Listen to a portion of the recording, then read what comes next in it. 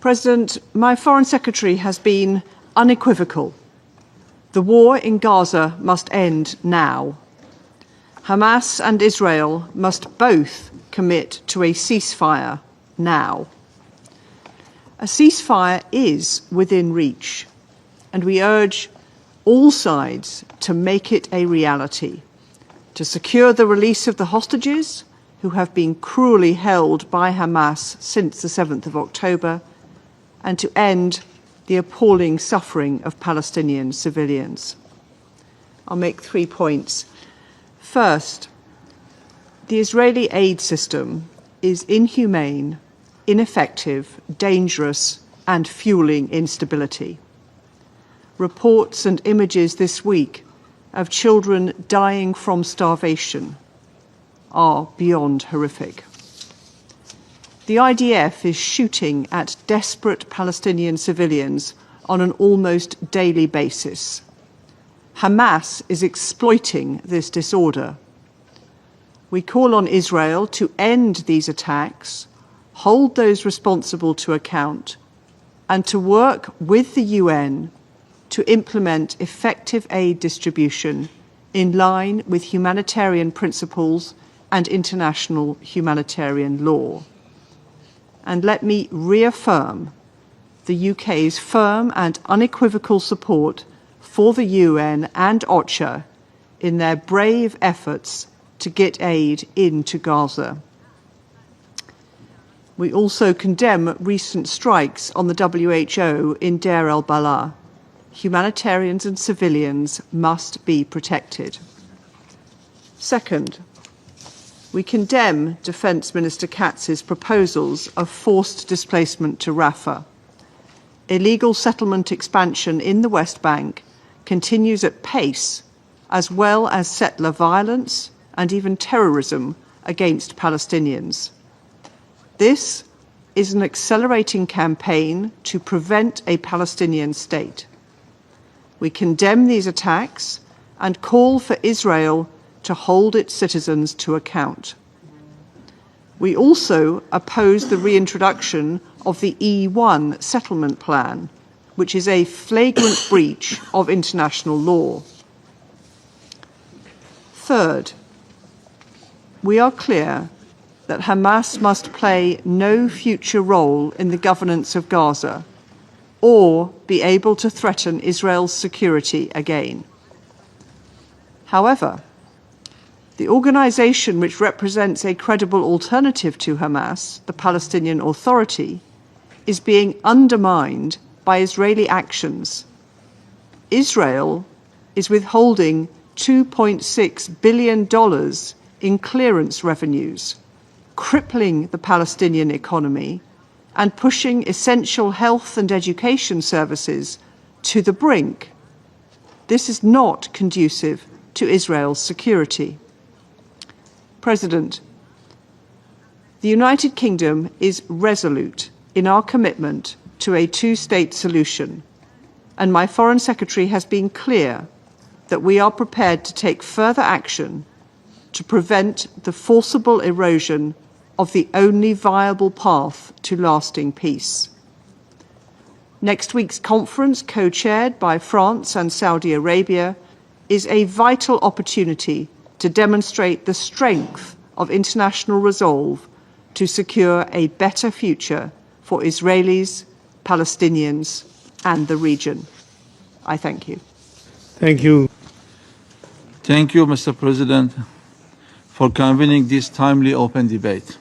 Mr. President, we address this Council amid the ongoing collapse of the international legal order and the erosion of the United Nations Charter. Over the past 2 years, the world has witnessed with growing outrage the brutality of the Israeli regime against the people of Palestine. Tens of thousands killed or maimed, hospitals and schools bombed, UN staff and humanitarian workers murdered, millions displaced, and starvation weaponized against an entire population. These atrocities continue unabated and are intensifying daily. Today, the situation has grown even more catastrophic. The Israeli regime has devised a systematic method of killing, deliberately targeting starving civilians as they wait for life-saving aid. This is not just cruelty, it is premeditated mass murder. What is unfolding in Gaza is not a conflict between equals.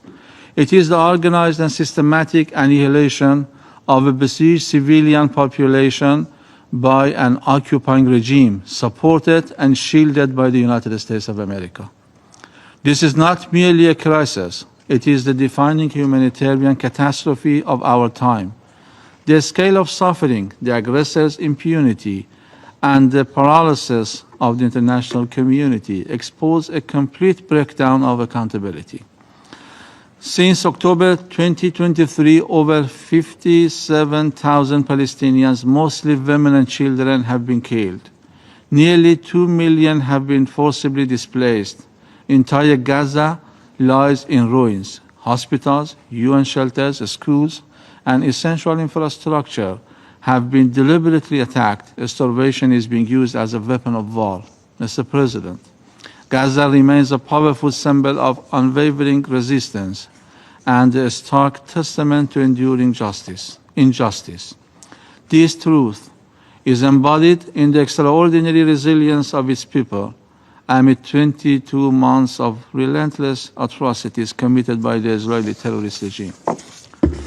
Throughout this period, Israel and its criminal apparatus have employed every conceivable tool of repression, including the grotesque weaponization of thirst and hunger against a defenseless civilian population. Yet, as always, they have failed to break the iron will of the Palestinian people.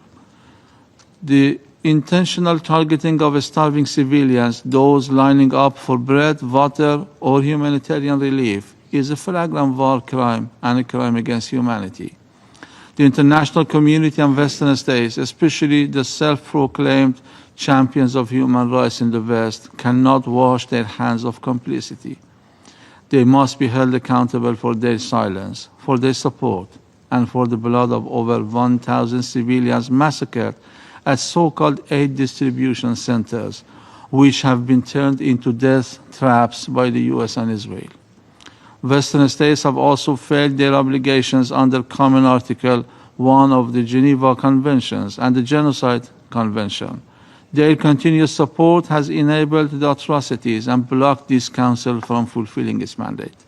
Meanwhile, the situation in the occupied West Bank continues to deteriorate. Israel's expansion of illegal settlements, settler violence, and institutionalized apartheid policies violate Article 49 of the Fourth Geneva Convention and Security Council Resolution 2334, and are part of a broader strategy of permanent occupation and ethnic cleansing. Mr. President, the threat posed by the Israeli regime goes far beyond Gaza and Palestine. As I detailed in my statement yesterday before this chamber, Israel, in full cooperation and complicity with the United States, has carried out a series of unprovoked and unlawful military attacks against the Islamic Republic of Iran, targeting both nuclear and civilian and vital infrastructure.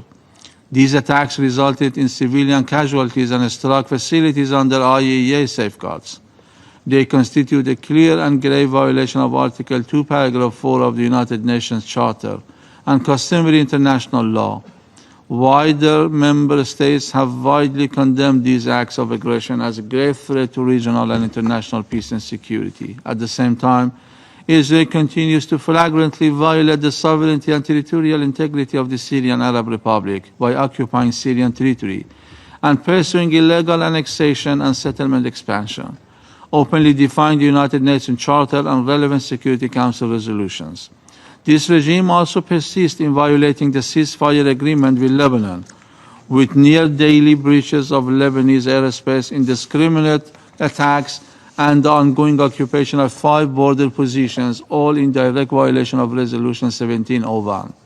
Moreover, the Israeli regime has carried out acts of aggression against the sovereignty and territorial integrity of Yemen, targeting civilian infrastructure and further deepening the country's already dire humanitarian crisis. Mr. President, In light of these grave violations by the Israeli regime, which pose a clear and growing threat to regional and international peace and security, we call on the Council to take urgent and decisive action. First, demand an immediate, unconditional and permanent ceasefire in Gaza and all occupied Palestinian territories. Two, ensure unimpeded humanitarian access, the safe return of displaced persons, and the release of all arbitrarily detained Palestinians. Three, reject all schemes of forced displacement, buffer zones, or third country resettlement. Four, support full United Nations membership for the State of Palestine and reaffirm the Palestinian people's right to self-determination with Al-Quds al-Sharif as its capital. Five, enforce Israel's withdrawal from all occupied territories. Six, condemn and hold Israel fully accountable for its acts of aggression and atrocities against the nations of the region, committed in flagrant violation of the United Nations Charter and fundamental principles of international law. We also call on all countries, individually and collectively, to take whatever action they can to pressure the Israeli regime to stop its crimes. In this regard, I propose that each country set, declare, and follow through on a commitment to this end. Mr. President, the Security Council must not remain silent in the face of genocide and aggression. The protection of civilians and the maintenance of peace and legal and moral imperatives, not political options. Failure to act will not only betray the Palestinian people, it will permanently damage this Council's credibility and the future of the international legal order. Mr. President, today, the representative of the United States made a desperate attempt in this Council to distort reality and justify her country's act of aggression against Iran's peaceful nuclear facilities, portraying it as legitimate and misrepresenting Iran's nuclear program as a threat to international peace and security. But the facts are clear and they speak for themselves. Yesterday in this Council, I elaborated on the root causes of the current situation. The United States attack on Iran's peaceful nuclear facilities was a blatant violation of the United Nations Charter, international law, Resolution 2231, and IAEA resolutions. It also dealt a serious blow to the global non-proliferation regime. Furthermore, the United States, alongside the Israeli regime, is currently the main source of instability and insecurity in the region and a major threat to international peace and security. The U.S. representative is therefore in no moral, political, or legal position to lecture or blame Iran. I thank you, Mr. President. Thank you, Deputy Prime Minister Dar, and thank you, Assistant Secretary General Khiari, for your briefing. Colleagues, the Middle East has a clear path to a better future. This Council must take concrete steps toward durable peace and prosperity. That starts with a future for the people in Gaza that is free of Hamas. This Council must meet the moment by pressuring Hamas to accept the ceasefire proposal already accepted by Israel, release the 50 remaining hostages held for more than 650 days, and disarm and leave Gaza forever. Shielding Hamas from accountability undermines Israel's security, rewards terrorism, and does nothing to improve the lives of Palestinians. We remind this Council and the world that there are still 2 American citizens, Itai Hen and Omer Nutra, held by Hamas. We also underscore that Hamas has held Hadar Goldin since 2014. It is past time for Hamas to return all those it has taken hostage. Hamas bears sole responsibility for the massacre it perpetrated on October 7th. It is likewise responsible for the resumption of hostilities in March, following Hamas's rejection of multiple ceasefire proposals. Mr. President, the representative of Israel has addressed allegations of genocide made by some in this room. I am also compelled to speak on this. These accusations are politically motivated and categorically false. They are part of a deliberate cynical propaganda campaign as Hamas attempts to win symbolic victories to compensate for total defeat in war. The United States refutes these allegations entirely. America fully supports Israel's right to defend itself. Israel has taken numerous measures to limit harm to civilians and to address humanitarian needs. The loss of civilian life in Gaza is tragic, but the responsibility for this rests with Hamas, which could also stop the fighting today by agreeing to a ceasefire already accepted by Israel. I will also address allegations of Israel's plans to move Gazans to other countries. The United States does not support the forced displacement of Palestinians from Gaza. President Trump has said that nobody is expelling any Palestinians from Gaza.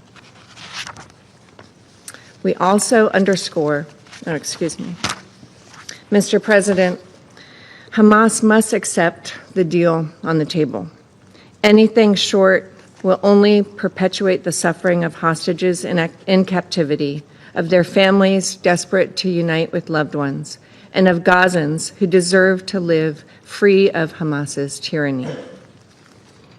Mr. President, with respect to the dire humanitarian situation, no one wants to see Palestinians in Gaza go hungry or thirsty.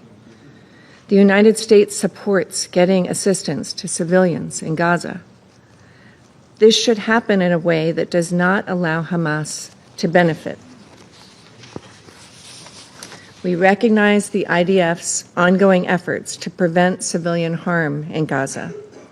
By contrast, Hamas's use of civilians as human shields is a deplorable violation of international humanitarian law.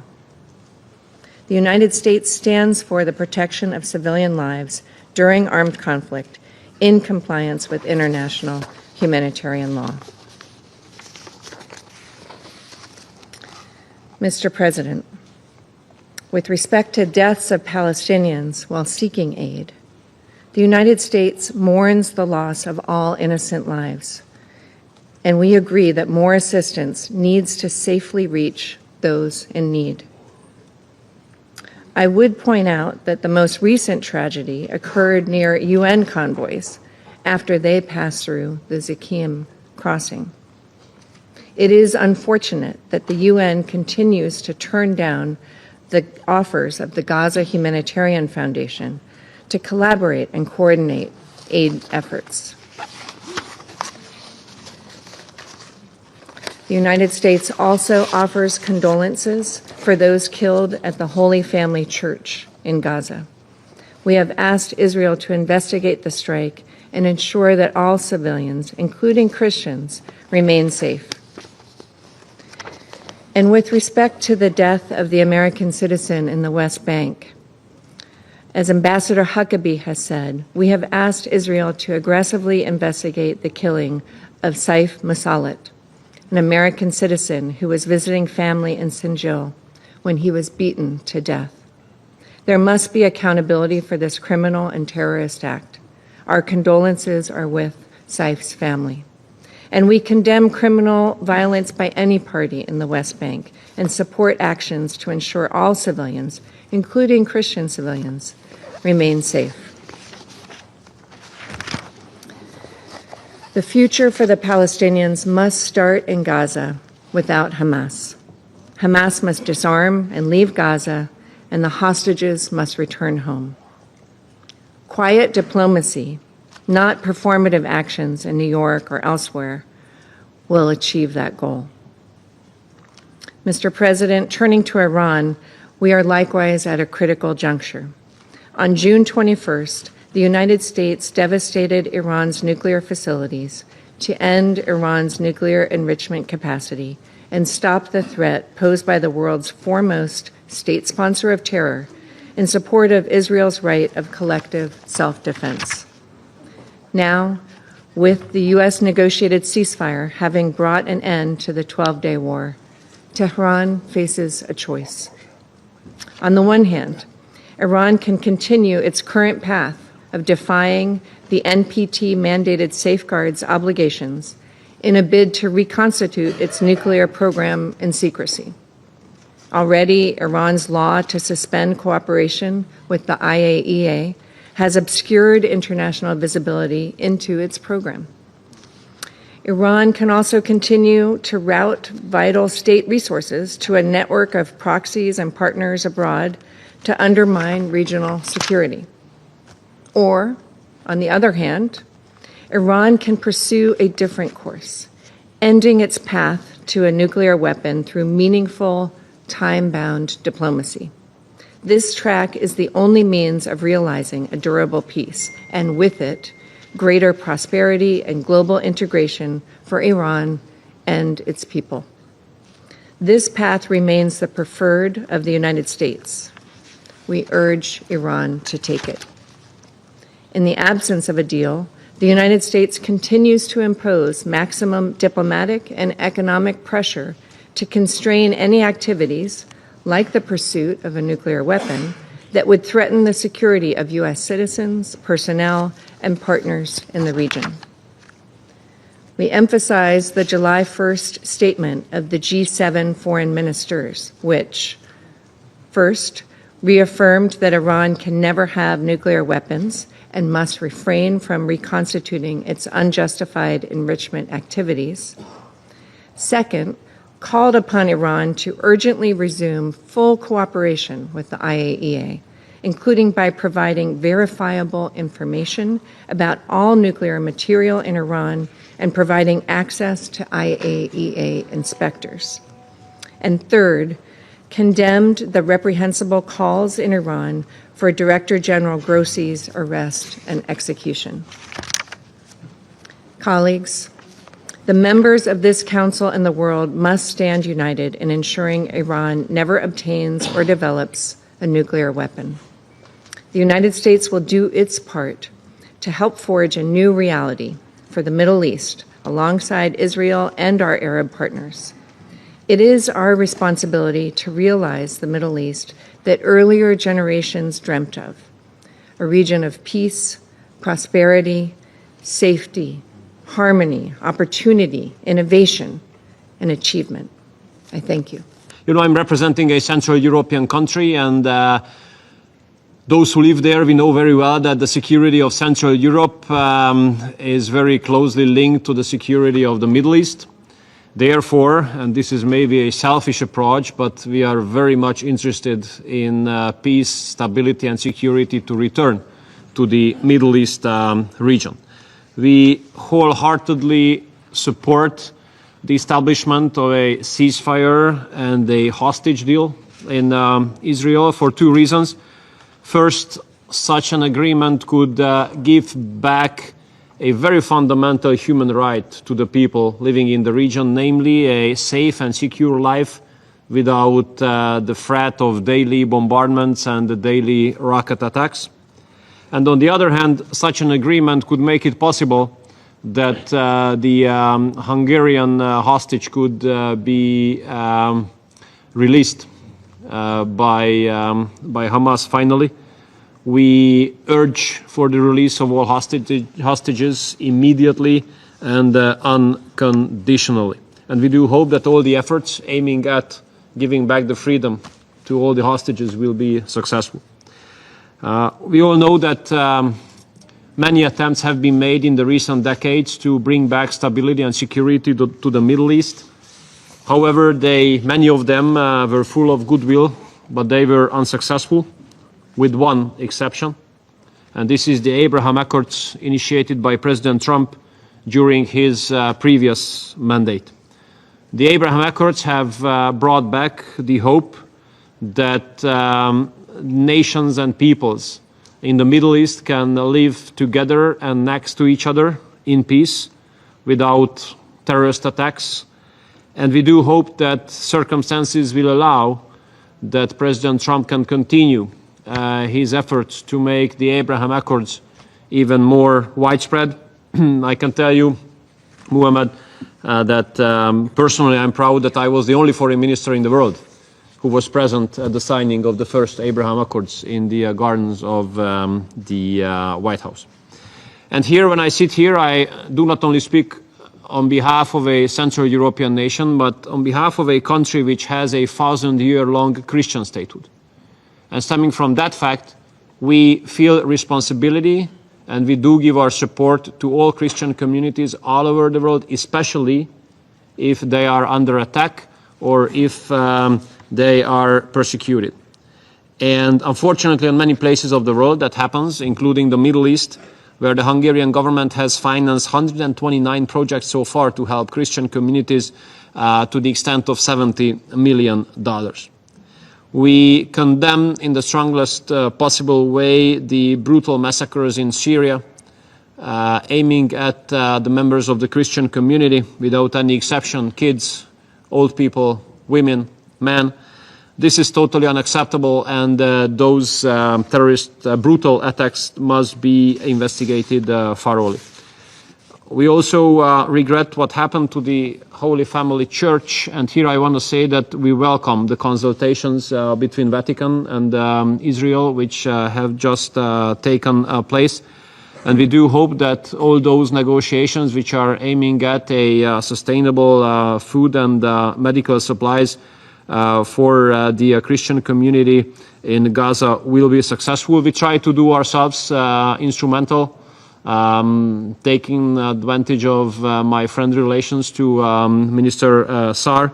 The Hungarian government has given financial assistance to the Catholic Church to carry out its humanitarian and social programs in Gaza in the most possible successful way. So when it comes to the peaceful resolution of the conflicts in the Middle East, when it comes to giving back the rights for all the people in the Middle East to live their lives without threat of daily bombardments and terrorist attacks, you can count on Hungary. Thank you so much.